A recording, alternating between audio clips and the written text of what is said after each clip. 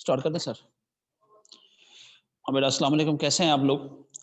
आज बेटा हम प्ले नंबर 2 डिस्कस करेंगे बुक 3 में से, और पेज नंबर 30 है। आपके पास अगर बुक्स हैं तो उनको आप लोग ओपन कर लें। प्ले का नेम है the oyster and the parallel, Sippy और मोती। बस सबसे पहली बात है कि आप इसके बारे में ये समझ लें कि बेटे सिप्पी क्या होती है और मोती कहाँ से आते हैं। तो बेटे सिप्पी असल में समंदरों में होती हैं, उस पर ये जिंदा भी होती हैं और ये मुर्दा भी होती हैं। और उसके बाद इसके अंदर मोती कैसे बनते हैं, ये भी एक इसके बाद का प्रोसेस है। उसमें ये होता है कि जब बारिशों का मौसम होता है, बारिश बरसती है, तो सिपियाँ जो पानी की सतह पे ऊपर आ जाती हैं। जब पानी की सतह पे ऊपर आती हैं तो ये अपने मुँह खोल लेती हैं।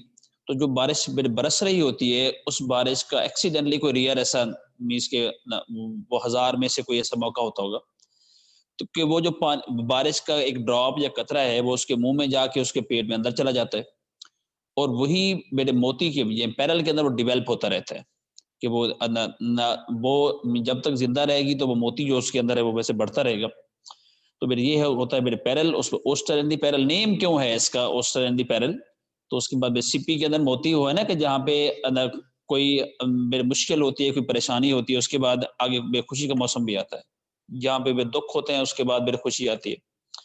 अरूज के बाद ज़िवाल, ज़िवाल के बाद अरूज आता है। इसके अंदर जो स्टोरी है, ये कहानी है, बड़ी सिंपल सी स्टोरी है। तो उसके बाद के गरीब लोगों की कहानी है, उनके प्रॉब्लम्स हैं, उनके बड़े मसाइल हैं। तो इस तरह की सारी बातें जो इस प्ले के अंदर हम डिस्कस करेंगे। बेटे फर्स्ट ऑफ ऑल बेटे something about the writer, introduction of the writer है। ये बेटे है विलियम विल्सेरोयान का लिखा हुआ लेसन है, बिलोंग्स टू बेटे अमेरिका से बिलोंग करते थे। ये बेटे 31 अगस्त 1908 31 अगस्त 1908 को ये बेटे पैदा हुए। और उसके बाद है जी कैलिफोर्निया अमेरिका की रियासत है, वहाँ पे ये पैदा हुए थे।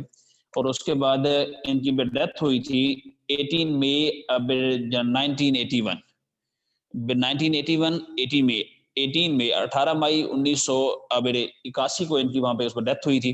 बेटे what kind of writer he was, बेटे किस किस्म का वो मुसन्निफ था। बेटे ही वाज बेटे उस नॉवेलिस्ट, वो नॉवल निगार था। He was a playwright, उस पर ड्रामा निगार था। उसके बाद है जी he was a fiction writer. उसके बाद मेरे अफसाना निगार था, अफसाने लिखने वाला था। और उसकी मेरे चंद अहम बेटे बुक्स हैं जिनके नाम मैं यहाँ पे उस पर अब बेटे बोल रहा हूँ। फिर एक उनकी बुक है जिसका नाम है दी ह्यूमन कॉमेडी, ये उनकी बेटे एक बुक का नाम है। उसके बाद उनका दूसरा बेस्ट वर्क है टाइम ऑफ योर लाइफ, आपकी जिंदगी का वक्त, ये उनकी दूसरी बुक है। तीसरी बुक है जो उनके लिए फेम की वजह बनी बेटे, वो है कि माय नेम इज बेटे एरम, मेरा नाम एरम है। ये तीन उनकी बेटे उस पर ऐसी बुक्स हैं जिन्होंने बहुत ज्यादा वर्ल्ड फेम बेटे हासिल की, आलमी शोहरत उनको मिली। उसके बाद उन्होंने मेरे अपनी तालीम खुद मुकम्मल की। एजुकेशन जब उसने हासिल की तो खुद स्ट्रगल की, खुद कोशिश की और अपनी तालीम मुकम्मल की उसने। फिर उसके बाद मुख्तलिफ जगहों पे छोटी छोटी जॉब्स करता रहा। और उसके बाद उसके जो मेरे थीम है, उसके जो अफसाने हैं उनका, वो असल में उसके चाइल्डहुड के जो एक्सपीरियंसेस हैं, जो उसके तजर्बात हैं, वो उससे बातों को रिलेट करता है, वहीं से बयान करता है। और उसके जो मेरे अक्सर ड्रामे हैं, उसके मेरे पर्सनल एक्सपीरियंसेस, पर्सनल ऑब्जर्वेशन की पैदावार है। और उसके बाद उसने अपने इन्हीं सारे कामों की वजह से प्राइज भी जीता था। ये मेरे अमेरिका के अंदर एक प्राइज होता है, मेरे पुलिट्जर प्राइज उसको कहा जाता है, वो उसने उस पर जीता। 1943 था, 1943 में मेरे बेस्ट मेरे फिल्म स्टोरी राइटर, फिल्म की ना कहानी लिखी जाती है, तो फिल्म मेरे बेस्ट स्टोरी राइटर का उसने मेरे ऑस्कर अवार्ड भी जीता था 1943 में। तो ये मेरे चंद बातें थी। उसके बाद अब राइटर के हवाले से कि उसने मेरे क्या लिखा, ये प्ले और ड्रामे में डिफरेंस में लास्ट लेक्चर में मैं आपको बता चुका। ये हाफ हम प्ले डिस्कस करेंगे और इसके बाद जो मेरे बाकी प्ले होगा तो उसके बाद वो हम उसको नेक्स्ट लेक्चर में डिस्कस करेंगे। तो यहाँ पे है बेटे ओस्टर इन दी बेटे पैरल। अब इसके अंदर ये बात है कि इंट्रोडक्शन क्या है बेटे इसका का बेटे प्ले का, कि इस प्ले के अंदर कौन कौन सी बेटे बातें हैं। इसके अंदर चंद बेटे मेन कैरेक्टर हैं। मेरे इस प्ले के अंदर हीरो कोई नहीं है। मेरे एक इसके अंदर किरदार है मेरे हैरी वेन डॉसन का, जो कि बार्बर के तौर पे काम करता है। तो उसके बाद उसका जो किरदार है थोड़ा सा नॉमिनेंट है, वरना उसमें जितने भी इसके अंदर मेरे कैरेक्टर हैं, मेरे हर किसी ने अपने अपने अंदाज से रोल प्ले किया। लेकिन एक्स्ट्रा ऑर्डिनरी कोई है कि जिसको आप ये कहें कि this is the hero of the play, तो इसके अंदर ऐसा कोई किरदार नहीं जिसको आप कहेंगे ये हीरो ऑफ द प्ले है। तो मेरे इसके अंदर जो जो किरदार हैं स्टेप बाय स्टेप उनको डिस्कस करते हैं और क्या किया उसने। फिर हैरी वेन डॉसन अब बार्बर, हैरी वेन डॉसन एक किरदार है जो मेन है इसके अंदर, वो बेटे एक हजाम है। अब हजाम ने ओके बाय द सी, पहले तो जो एक कस्बा है जिसके अंदर ये पूरी प्ले वाकई होता है, उस कस्बे का नाम है बेटे okay by the sea. Okay by the sea के मीनिंग समझ लें, एवरीथिंग इज ओके, हर चीज ओके है जी। कहाँ पे? बाय द सी, समंदर के पास। कस्बे का नाम है ओके बाय द सी, मेरे मिस समंदर के पास आप रह रहे हैं, हर चीज ओके है। एक ऐसा कस्बा है जहाँ पे जो पॉपुलेशन है मेरे कंसिस्ट ऑफ बेटे पुअर पीपल, गरीब लोगों पे मुश्तमिल पूरी आबादी है। लोगों का गुजर बसर बड़ी मुश्किल से उस वक्त होता है। समंदर के किनारे पे जाते हैं, वहां पे चीजें जो न जो बहती हुई आती हैं उनको उठाते हैं, कोई मेरे मोती तलाश कर रहे हैं उसके वहां पे। तो ये काम है छोटे मोटे जो वहां पे लोग करते हैं, एजुकेशन ना होने की वजह। लेकिन मसला ये है कि इन स्पाइट ऑफ पॉवर्टी, गुर्बत के बावजूद they are living peaceful life, वो एक पुरअमन जिंदगी बेटे गुजार रहे हैं। और उसके बाद उनका वे ऑफ जो लिविंग है, सिंपलिसिटी है वहां पे। मेरे सेंटिमेंटल कॉमेडी है ये प्ले है, ये बड़ी जज्बाती कॉमेडी है, इसके अंदर मजाक का एलिमेंट भी है। और लेकिन इन द हिडन हमें ये बताया जा रहा है कि what are the problem of the poor people, कि गरीब लोगों के मसाइल क्या होते हैं, स्पेशली जो उसमें चिल्ड्रन है उनकी बातें कर रहे हैं। पहले मैंने बताया कि उसके बाद ये जो राइटर है, इसने जितनी भी राइटिंग लिखी, इसने कोशिश की है कि उनके अंदर अपने जो बचपन के एक्सपीरियंसेस हैं वो उसको बड़े पोर्ट्रे करने की कोशिश करे। इस प्ले के अंदर भी वही एलिमेंट है जो मेन स्टोरी जिससे कि रिवॉल्व कर रही है। एक उसमें लड़का है जिसका नाम है ये बड़े कले है, तो उसके बाद उसके गिर्द कहानी रिवॉल्व कर रही है, उसकी फैमिली के उसके गिर्द ये कहानी उस पर रिवॉल्व करती है कि उसके अब्बू घर छोड़ के बेटे चले जाते हैं। रीजन वाज द पॉवर्टी, गुर्बत की वजह से वो अपना घर छोड़ के चले गए, क्योंकि उसकी माँ के साथ उसको बात बात पे झगड़ा होता था घर के मसाइल के हवाले से। अब वो अपना घर छोड़ के उसमें चला गया, और जो बेटा है वो बाप को वापस लाना चाहता है। तो उस बाद हैरी के पास आता है, उसके साथ गपशप करता है, उसको बातें बताता है कि मेरे अब्बू चले गए हैं। तो बहुत सारी बातें, उसका जो मेरे फादर है वो अपना घर छोड़ के चला जाता है, कहीं काम कर रहा होता है, उसको पैसे भी जाके भेजता है। और उस बच्चे को एक सिप्पी मिली जिसके अंदर बच्चे को बिलीव है कि शायद इसके अंदर पैरल या मोती है, और वो एक्साइटेड या खुश किस बात पे, उसको खोला नहीं गया, मीना उसको देखेगा कि इसके अंदर है या नहीं है। तो उसके बाद वो इस बात पे कि मेरे पास पैसे आएंगे, मैं पैसे घर लेके जाऊंगा, इसी बेस पे हमारे घर के अंदर पॉवर्टी खत्म होगी, मेरे अब्बू वापस आ जाएंगे, and we will be happy family, और हम एक अच्छे खानदान की जिंदगी बसर कर रहे होंगे। तो उसके बाद मेरे पहला मेरे उसके बाद ये जो ये मेरे हैरी वेन उसके बाद मेरे हैरी वेंडोसन है, ये 24 ईयर्स मेरे पहले का वाकया है। ये कहीं से आया यहाँ पे, आके इसी शॉप पे आया। जब इस शॉप पे आया तो इसने उसको कहा कि यहाँ पे जो हजाम की दुकान है, तो हजाम बड़ा परेशान था। उसने कहा यार मैं ये शॉप जो सेल करना चाहता हूँ। हैरी को लगा यार this is a peaceful place, बड़ी पुरअमन सी जगह है। उसने $75 के अंदर उसको ये मेरी शॉप खरीदी। 24 ईयर से वहीं पे रह रहा है, घर भी उसका वहीं है, और वो समझता है कि जैसी पुरसकून जगह कहीं पे नहीं है। पूरे गांव के लोगों का उसके साथ वो रिलेशन है, सारे उसके पास आते हैं, बच्चों की आके कटिंग करवाते हैं। जिसका दिल करता है पैसे दे जाता है, जिसका दिल करता है नहीं दे के जाता, जो जितना कम दे के उसमें जाता है। उसके बावजूद भी उसकी अपनी फिलोसफी है जिंदगी गुजारने की, कि उसके बाद टेक लाइफ इजी, जिंदगी को आसानी के साथ लें, जैसे चल रही है इसको को वैसे ही चलने देंगे, तो उसके बाद मसाइल पैदा नहीं होंगे। उसके बाद ये मेरे कले लारा भी सेकंड मेरे कैरेक्टर है। अब बॉय है एक, उसमें लड़का है, जैसे कि अभी बताया मैंने कि कहानी रिवॉल्व कर रही है, घूम रही है। उसके बाद मेरे तीसरे नंबर पे जो एक किरदार है ये मेरे वाइवन, ये मेरे मैकेचन है। ये मेरे एक स्कूल टीचर है, जो न्यू स्कूल टीचर है, उसकी अपॉइंटमेंट हुई है इसी जगह पे, बच्चों को वो पढ़ाना चाहती है। वो मेरे बहुत ज्यादा खूबसूरत भी है, लेकिन बच्चे उसकी बात नहीं सुनते। वो हैरी के पास आती है, उसे बताती है कि मैं यहाँ पे टीचर हूँ। वो उसको देख के कहता है कि भाई आप इनको नहीं पढ़ा पाती, आप इनको कभी भी नहीं पढ़ा पाएंगी, क्योंकि यहाँ के बच्चे र्यूड हैं, उनके मुंह नहीं धुले हुए, उनकी वो गरीब लोग हैं यहाँ पे, तो आप यहाँ से वापस चले जाएं। वो कहते नहीं मैं इनको पढ़ाना चाहती हूँ। तो इस तरह की सारी बातें।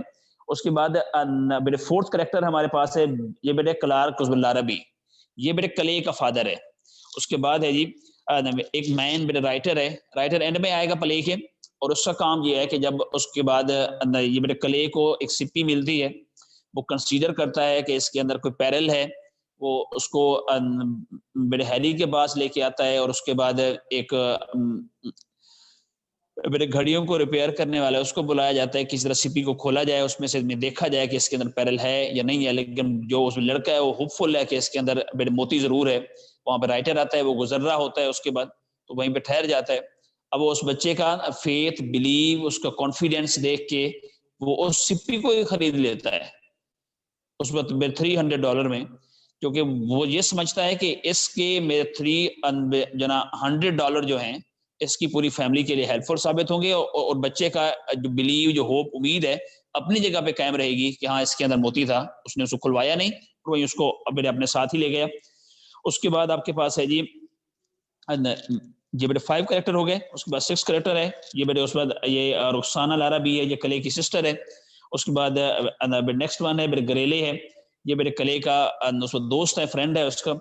उसके बाद मेरे आगे जज एप्पल ग्रॉथ। जज Apple growth actually not a जज, ये कोई जज नहीं है, उसका नाम ऐसे जज उन्होंने उस पर रखा हुआ है।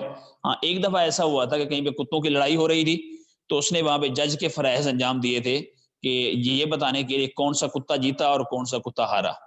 ये उसने मेरे जज किया था। किसी को नहीं पता कि जज क्यों कहा जाता है, लेकिन एक्चुअल कहानी जो है वो एक दफा मेरे कुत्तों के कंपटीशन में उसने जज के फराइज अंजाम दिए, तो उसका नाम कर जज रख दिया गया। तो उसके बाद अब इसका काम क्या है, ये गांव में क्या कर रहा है? गांव में काम है कि ये साहिल समंदर पे जाता है, जो जो चीजें हैं उसके बाद में समंदर बहर उछाल देता है, उसको वो ले आता है, कोई काम की होती है, कोई नहीं होती, तो वो चीजें चुनने का इसका मेरा सारा काम है।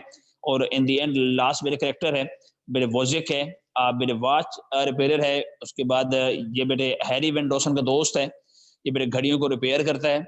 उसके बाद इन दी एंड इसको बुलाया गया था कि आप सिपी खोल के हमें दिखाएं, ताकि हम ऐसे उस खोलेंगे हो सकता है मोती टूट जाए उसके अंदर, तो आप हमें खोल के दिखाएं और उसमें से हम देखें कि मोती है या नहीं है। लेकिन उसको इसकी नौबत ही नहीं आई थी, क्योंकि राइटर ने इसको खरीद लिया था और उसके लेके चला गया था। तो ये मेरे उस वक्त चंद किरदार हैं इसके अंदर। बेटे हैरी 1 हो गया, उसके बाद क्ले 2 हो गया, बेटे वाइवन मैकिचन ये मिस है, उसके बाद 3 हो गए, क्लार्क दारा भी 4 है, राइटर 5, उसके बाद उसकी सिस्टर है 6 हो गए, जो ग्रेले 7, जज 8 हो गए, उस 9 कैरेक्टर के गिर्द ये पूरा बेटे प्ले रिवॉल्व करता है या घूमता है। बेटे अब ये कहाँ से बेटे प्ले स्टार्ट होता है? बेटे हैरी वेन डॉसन जो है वो अपनी दुकान पे खड़ा हुआ है, और उसके बाद है जी ये बेटे बार्बर की शॉप है। उसके बाद ओके बाय द सी, पहले बता दिया कस्बे का नाम है, यानी एवरीथिंग इज ओके। कहाँ पे है? कैलिफोर्निया अमेरिका की रियासत है, वहां पे कितनी पॉपुलेशन है? 909 लोगों की आबादी यहाँ पे है। तो उसके बाद है जी ओल्ड फैशन एक मेरी शॉप है, उसके अंदर सारी चीजें पड़ी हुई हैं मेरे। उसके बाद अब जो अगर उसी की हम हैरी की बात कर लें, तो उसके बाद ये मेरे इसके पास मेरे कैप्स का बहुत बड़ा मजमुआ है, उसमें से वो कैप चेंज करता रहता है, डिफरेंट एंगल्स से उस कैप्स को मेरे क्या करता है, पहनता है। उसने कभी भी कटिंग वाली जैकेट नहीं पहनी, बिल्कुल सिंपल सा है। उसके बाद टूटी फूटी चीयर्स, काट कबाड़ वहां पे सारा पड़ा हुआ है। तो उसके बाद अभी वो ये जब ये प्ले स्टार्ट होता है, तो जो लड़का क्ले है वो उसकी शेप बना रहा है, यानी बार्बर की जो शेव है या कटिंग है वो बेटे उसके बाद वो उसको लड़का कले है वो बना रहा है, उसके साथ वो सारी बातें करता है। और उसके बाद इन्हीं बातों के उस बाद में दौरान वो बच्चा कहता है कि शायद मैं पता नहीं बार्बर कभी बन पाऊंगा, मैंने अपनी कटिंग सही अंदाज से की है या नहीं की है। उसके बाद ये पेज नंबर मेरे 1 पे सारी बातें हैं जो हम उसको डिस्कस कर रहे हैं। और उसके बाद है जी तो उसको इन्हीं सारी बातों के दौरान बेटे उसको हैरी कहता है कि आपको कोई एक्स्ट्रा ऑर्डिनरी काम करना चाहिए, कोई आप सिम्फोनी बना लें, कोई पिक्चर पेंट कर लें, कोई बुक लिख लें, कोई अपनी फिलॉसफी इन्वेंट कर लें, जिसकी वजह से आपकी जो ना जिंदगी बेहतर अंदाज से बेटे गुजर जाएगी। और बच्चा भी उससे पूछता है कि आपने कौन सी फिलॉसफी जो ना इन्वेंट की, तो वो बताता है कि मैंने ये फिलॉसफी इन्वेंट की कि जैसे जिंदगी है उसको वैसे ही गुजरने दें, टेक लाइफ इजी, कि जिंदगी को आप बिल्कुल आसानी के साथ लें। और उसके बाद है जी फिर उसको ये बताता है कि मैं 24 ईयर्स पहले यहाँ पे आया था, मैंने ये शॉप खरीदी थी यहाँ पे, और तब से मैं यहीं पे ही उस पर रह रहा हूँ। तो मेरे कले कहता है कि मैं तो उस वक्त पैदा ही नहीं होता, ये उस वक्त पहले की ये बहुत पहले की बात है। तो उसके बाद है जी जी ये सारी कहानी मेरे उस पर चलते चलते उसके बाद मेरे हैरी उसे कहता है कि वो मेरे कले हैरी को बताता है कि मेरे अब्बू चले गए हैं। तो उसको पूछता है कि वो कैसे चले गए, फिर उसको मेरे हैरी बताता है कि भाई हैरी को कले बताता है कि मेरे अब्बू के अम्मी के साथ आए रोज झगड़ा होता था, और उसके बाद इसी झगड़े की वजह से मेरे अब्बू जो है ना उसके बाद कहते घर छोड़ के चले गए।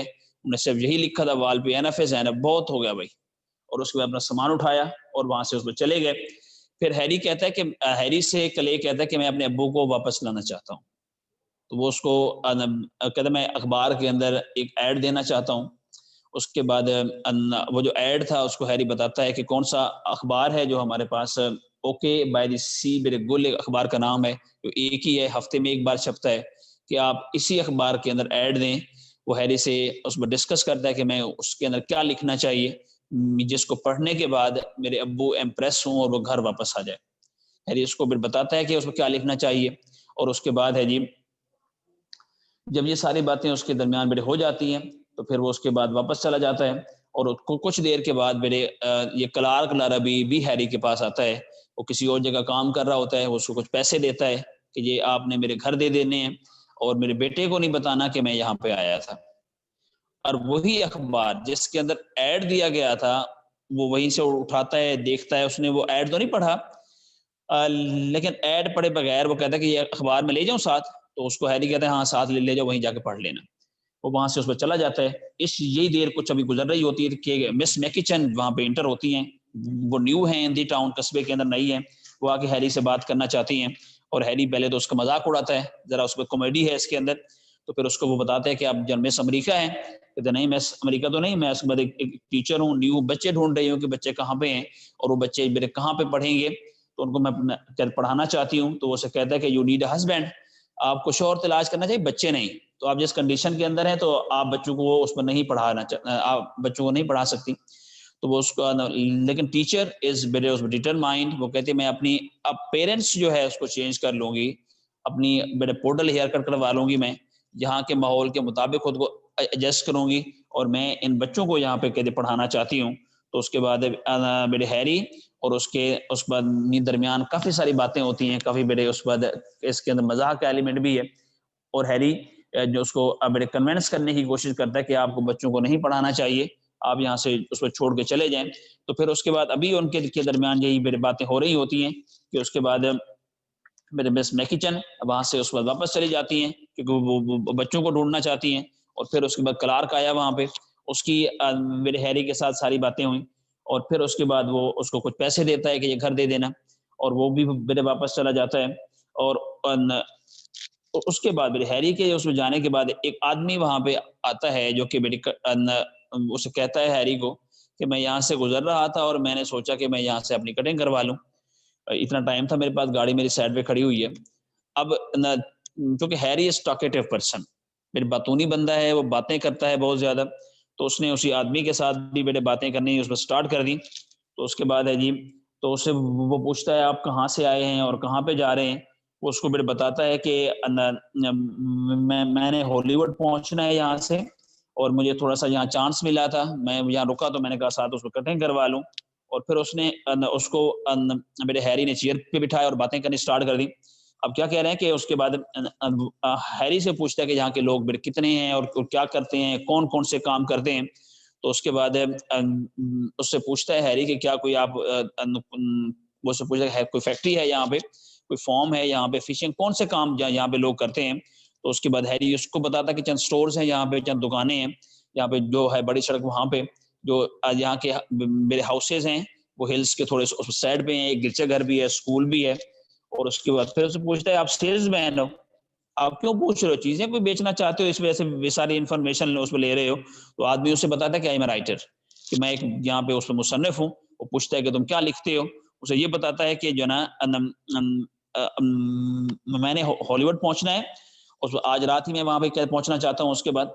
तो उसके बाद इतनी सारी बातें फिर वो पूछता भी है कि भई आपने कटिंग करनी है या सिर्फ़ बातें ही करते रहोगे? तो कहते हैं हाँ, बस उसको कटिंग स्टार्ट करते हैं। तो उसके बाद वो जब कहता है ना उसमें राइटर हूँ, तो उसके बाद कहते ही वाज़ अ पोएट और सोनेट, तो वो उसमें कहता है कि मैं ड्रामे लिखता हूँ, उसके बाद कोई उस पोएट्री किसी किस्म की चीज़ें उसमें लिखता हूँ। तो उसके बाद हैरी उससे पूछता है कि do you like Shakespeare's the sonnet, क्या आपको शेक्सपियर की सोनेट पसंद है? सोनेट ऐसी पोएम होती है जो कि 14 लाइन पे एग्जिस्ट करती है, जिसके अंदर मेरे 14 लाइन्स होती हैं, 14 लाइनें होती हैं। तो ऐसी पोएम को मेरे जो है ना उसको सोनेट इंग्लिश के अंदर कहा जाता है। तो उसके बाद है, तो मेरे आदमी उसे बताता है they are just about the best in English, की जो अब शेक्सपियर ने सोनेट लिखी, उन जैसा बेहतरीन इंग्लिश मेरे उस पर लिटरेचर के अंदर कोई भी नहीं है। अब फिर वो उससे पूछता है कि क्या इस कस्बे के अंदर कोई राइटर है? वो उसे नहीं बताता है हैरी कि यहाँ पे फिर फेंटन, फिर लॉकहार्ट यहाँ पे एक राइटर है। तो उसने वो पूछता है कि वो किस किस्म का राइटर है, वो क्या लिखता है।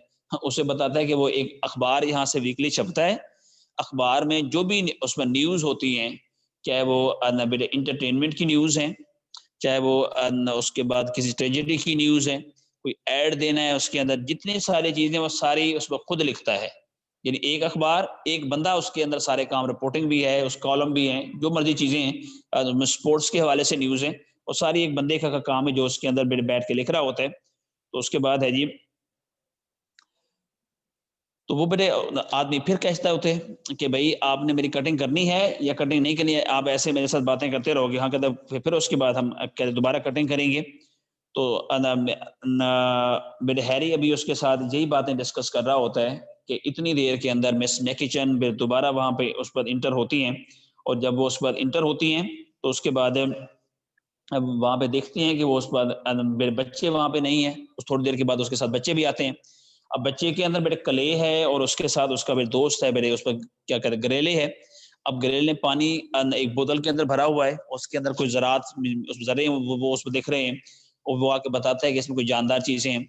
और उसके बाद जो कले है उसने मेरे एक जो सिप्पी उठाई हुई है, और वो कहता है कि मुझे ये उस सिप्पी मिली है और इसके अंदर मुझे यकीन है कि इसके अंदर मोती नहीं होगा। मिस मैकिचन जो हैं वो बच्चों को कहती हैं कि आप ऐसे खामखा टाइम उस बात के ज़ाया कर रहे हैं, इसके अंदर कुछ भी नहीं है कि आप इसको ढूँढने की कोशिश कर रहे हैं, आप तालीम से भागने की उस वक़्त कोशिश कर रहे हैं।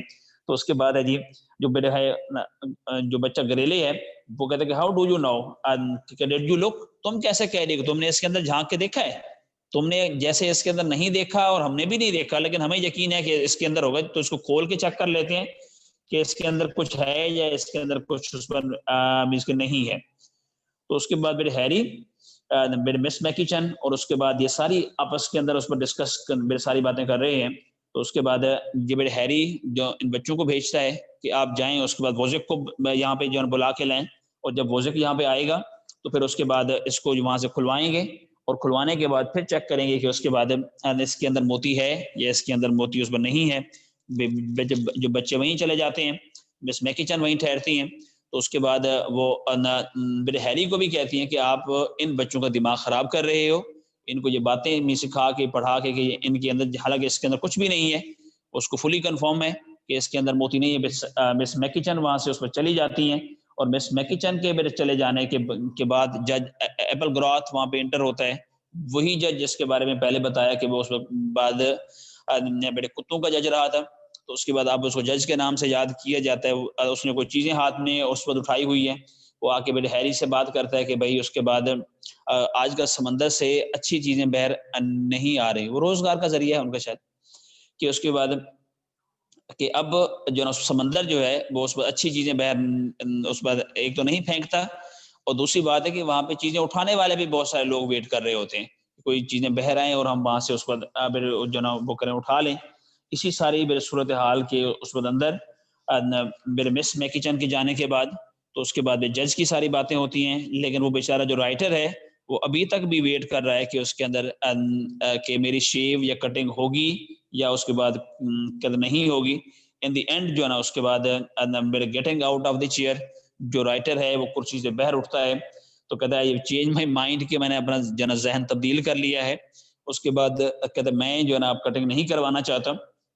तो अभी वो वहीं पे रुका होता है कि उस बाद बच्चे दौड़ते हुए आते हैं और कहते हैं कि भाई हमारे पास जो है ना साथ वोज़िफ़ भी आ जाता है, और आके मी बताते हैं कि इसको बेसिपी को खोलें, और खोलने के बाद पता चलेगा कि इसके अंदर पैरेलल है या नहीं, कितना होगा, $100 का होगा, 200 का होगा, 300 का होगा। मेरे यही सारी बातें, अब वो क्योंकि जो बच्चा है वो चाहता है कि मुझे पैसे मिल जाएँ। पैसे किस वजह से मिल जाएँ?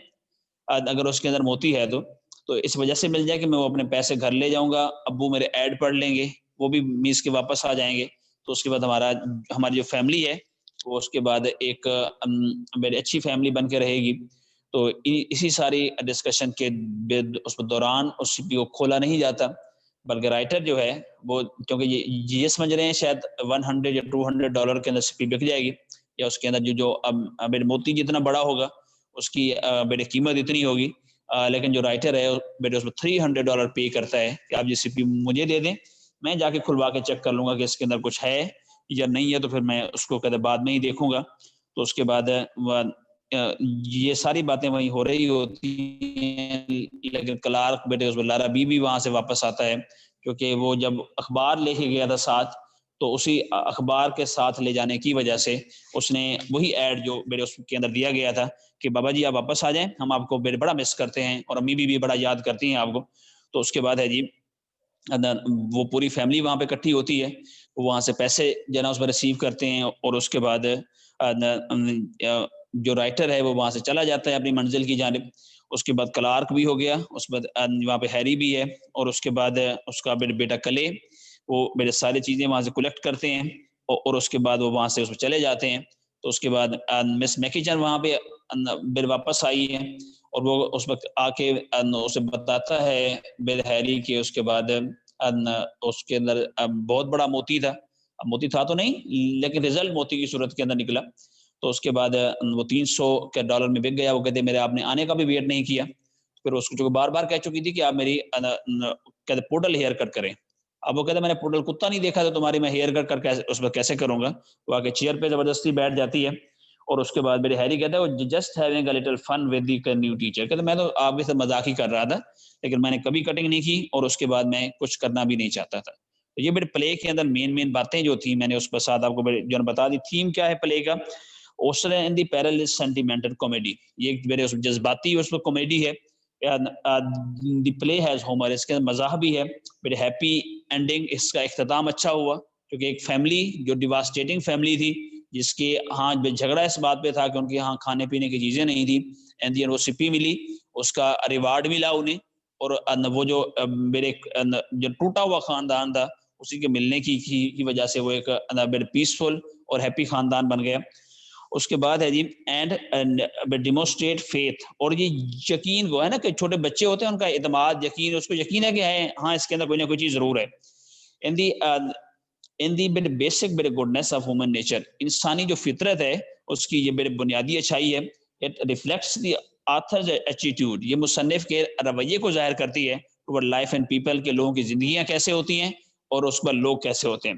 बेटे होम मेरे सेरोजॉन उस पर राइटर है, मेरे फाइंड्स एमिनेंटली गैर मामूली तौर पे फैसिनेटिंग, दिलकश पाता है एंड वंडरफुल और हैरान कौन भी, आल्दो आप मेरे लिटिल ऑड एट टाइम, बाज़ दफ़ा कुछ अजीब अजीब सी बातें भी हैं इस प्ले के अंदर।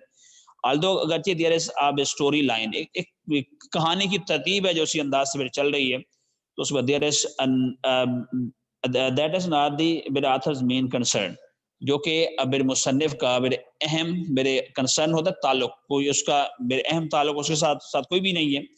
ही वांट्स, वो ये चाहता है reader and the viewers to enjoy, reader जो प्ले को पढ़ेंगे, जैसे हम रीडर्स हैं, कुछ लोगों ने इसे स्टेज पे देखा होगा, तो उसके बाद जिन्होंने देखा है वो व्यूअर्स होंगे, टू एंजॉय के वो लुत्फानंदोज हों, टू रिलैक्स सुकून महसूस करें, to play as the play, उस बाद प्रोग्रेसेस, इसी प्ले से में जैसे ये प्ले आगे आगे बढ़ता रहता है, चलता रहता है आगे। उसके बाद there is no clearly defined बड़े प्लॉट है ना, एक ड्रामे का बड़े प्लॉट होता है, उसके अंदर बड़े सारे कैरेक्टर फिट आते हैं, उसके अंदर बड़े हीरो होता है, स्टार्टिंग पॉइंट होता है उसका, बड़े प्लॉट के अंदर वे सारे जो किरदार हैं वो उसको फिट आते हैं। उस अंदाज से कुछ ऐसा नहीं है इसके अंदर कि ना ही इज देयर एनी अटेम्प्ट, ना उसने कभी कोई कोशिश की है to establish a strong hero figure. पहले बता चुका मैं कि इसके अंदर कोई हीरो नहीं है, लेकिन एक नॉमिनेंट मेरे कैरेक्टर उसमें एक तो हैरी का है, दूसरा क्ले का है कि वो एक बच्चा है जिससे कहानी घूम रही है, और फिर जो उसमें बाद ये मेरे हैरी है जो सारे किरदारों को अपने साथ अटैच करने के बाद चला रहा है। तो उसमें राइटर बेटे वांट्स टू एग्जामाइन दी बेटे पॉसिबिलिटीज ऑफ लाइफ, जिंदगी में जो मुमकिनात हैं, जो काम जो हो सकते हैं, उनके बारे में डिस्कस करने की कोशिश कर रहे हैं, एंड द पीपल, और लोग play a part in it, जो इसके अंदर अपना हिस्सा डाल रहे हैं। उसके बाद यट ताहम he has also he also has something serious to say, उसके पास कहने के लिए बहुत कुछ संजीदा भी है। अब संजीदा कौन सा है कहने को? कि भाई जो लोग जो ना उसमें कच्ची आबादियों के अंदर रहते हैं, समंदर के किनारे रहते हैं, उनके अपने अपने मसाइल होते हैं, और उनके फिर मसाइल के बारे में पूछने वाला भी कोई नहीं होता कि ये आपके मसाइल कैसे हल होंगे। वो अपने फिर मसाइल को अपने अंदाज से हल करना चाहते हैं कि पता नहीं हल होंगे या नहीं होंगे। फिर उसके बाद जो कुदरत है या फितरत है उनके लिए हेल्पफुल साबित होती है, उनके इस तरह की चीजें मिलती हैं। उसके बाद जहाँ है ना इम्पॉसिबल जो ना कुछ नहीं होता, एवरीथिंग इज पॉसिबल। कोई ऐसा मुमकिनात में से पॉसिबिलिटी आती है कि उनकी ज़िंदगियाँ संवर जाती हैं, उनको पता ही नहीं होता कि ये हेल्प कहाँ से आ रही है। यू यानी आप द रीडर पढ़ने वाले आर टू बेटे उसमें डिस्कवर उन्हें बेटे जानना होता है कि व्हाट इट इज़ कि ये है क्या? ये है क्या? असल वैसे देखा जाए तो बेटे उसमें this is the criticism of all of us ये हम पे तनकीद है कि जब अमेरिका के में रहते हैं किसी और जगह पे आप रहते हैं, तो उसके बाद आपको अपने जो बेटे हैं सराउंडिंग है, इर्द-गिर्द जो है अपना, आप उसके बारे में केयर नहीं करते कि वहाँ पे बेटे उसकी किस तरह की उसके बाद बेटे ये उस बाद क्या कंडीशन है। स्टार्ट में बताया कि राइटर का जो थीम है, वो अपने बचपन के एक्सपीरियंसेस को राइट करने की कोशिश करता है। जब उसने बचपन गुज़ारा, एजुकेशन उसने खुद अपनी खुद गेन की थी, खुद अपनी तालीम हासिल करता रहा। तो बेटे जब तालीम खुद हासिल की तो क्यों की? क्योंकि उसके पास रिसोर्सेज़ नहीं होंगे। अब अपने रिसोर्सेज़ उसने कैसे जनरेट किए? रिसोर्सेज़ जनरेट किए, तालीम हासिल की, उसके बाद लिटरेचर की दुनिया में मैं गया, एक्स्ट्राऑर्डिनरी फेम हासिल की, उसके बाद ऐसी-ऐसी बातें की कि जो है ना ऑल ओवर द वर्ल्ड दुनिया उसकी बातें पढ़ रही है। तो he wants to convey some message तो पैगाम देना चाहता है कि भाई मैं इन हार्डशिप से मेरे जो गुजर के आया माशरे के अंदर सोसाइटी के अंदर ये सारे मसाइल हैं इन सारे मेरे मसाइल से आपने किस अंदाज से मेरे कम आउट करना है तो उसके बाद आपको उसके बारे में अवेयरनेस होनी चाहिए अगर ये आप समझते हैं कि आपको अवेयरनेस नहीं है आपको पता ही नहीं है कि माशरे में क्या हो रहा है तो जारी बात है वो सारे माशरे हम तो कहते हैं कि जो डेवलपिंग कंट्रीज या उसमें बैकवर्ड कंट्रीज हैं उनके यहाँ मसाइल होते हैं लेकिन इसका ऑब्जर्वेशन तो अमेरिका का था ना कैलिफोर्निया का कि वहां पे उस बाद में रहते हुए उसने ये हार्डशिप फेस की और फेस की तो उसको बड़े लिटरेचर के अंदाज से एक नावल अफसाने के अंदाज से उसने उसको बड़े इस वजह से लिखा कि मसाइल दुनिया में नहीं है जो उसने झीले वो इस हमको पढ़ाने की या समझाने की कोशिश कर रहा है तो ये मेरे प्ले का थीम और प्ले के अंदर जो मेन कैरेक्टर्स थे हमने उसको डिस्कस किया है आपने इसमें से जो मेरे उसमें नेक्स्ट लेक्चर का पूरे शार्ट क्वेश्चन मेरे 39 है इसमें ये सारे शार्ट क्वेश्चन उस पर हम डिस्कस करेंगे और उसके साथ साथ आपने जो मेरे याद करना है इसमें से एमसीक्यूज आप तैयार करेंगे और सेनोनाइम्स ये दो काम आपने करने हैं और उसके बाद है जी अब जब हमारा नेक्स्ट लेक्चर होगा तो उसमें मीन्स के जो है उस नेक्स्ट लेक्चर उसके अंदर हम इसके बड़े जो शार्ट क्वेश्चन को हमने उस पर डिस्कस करना है कि इसके अंदर मेरे जो कौन कौन से इंपॉर्टेंट इवेंट्स थे कौन से इंपॉर्टेंट वाकयात थे उनके हवाले से और जैसे ये हमारा खत्म होगा तो फिर हमारी उस पर बाकी 10 पोएम्स ही रहती हैं हम पोएम को उस पर जब डिस्कस कर लेंगे तो हमारा उस पर जो मेरा सिलेबस है वो खत्म होगा और बाकी जो आपका उस टेस्ट कर रहे हैं तो ईमानदारी के साथ मेरे सारे बच्चे टेस्ट किया करें उसको बेटे प्रॉपर टाइम पे आप लोग करें प्रॉपर टाइम पे उस आके कॉलेज में सबमिट करवाएं उसके बाद फिर प्रॉपर टाइम पे आप उसको मेरे वहां से मेरे जो पेपर चेक किया हुआ आप उसके बाद वापस भी लें अपनी मिस्टेक्स को चेक करें कि उसके बाद आप कौन कौन सी उस पर गलतियां कर रहे हैं तो जरी बात है आपने टाइम जाया किया अगर आप काम नहीं कर रहे आप ना तो लेक्चर सुन रहे हैं ना आप टेस्टिंग कर रहे हैं तो इसका मतलब है आप अपने आप से सिंसियरिटी का मुजाहरा नहीं कर रहे तो मेरे बी सिंसियर मेरे काम ईमानदारी के साथ करें जो भी आप एंगल यूज चाहे आप उसके बाद आप जूम पे आ सकते हैं आप आए आप मेरे यूट्यूब पे जा सकते हैं वहां पे जाएं आप उसके बाद कॉलेज लेकिन दूर नहीं आपसे कि आप वहां से व्हाट्सएप पे पेपर आपको मिल जाता है कोई और मसला है कॉलेज जाके डिस्कस करें टीचर्स आपके यहाँ पे सारे उस पर अवेलेबल होते हैं तो be attach with the college and do your work honestly thank you so much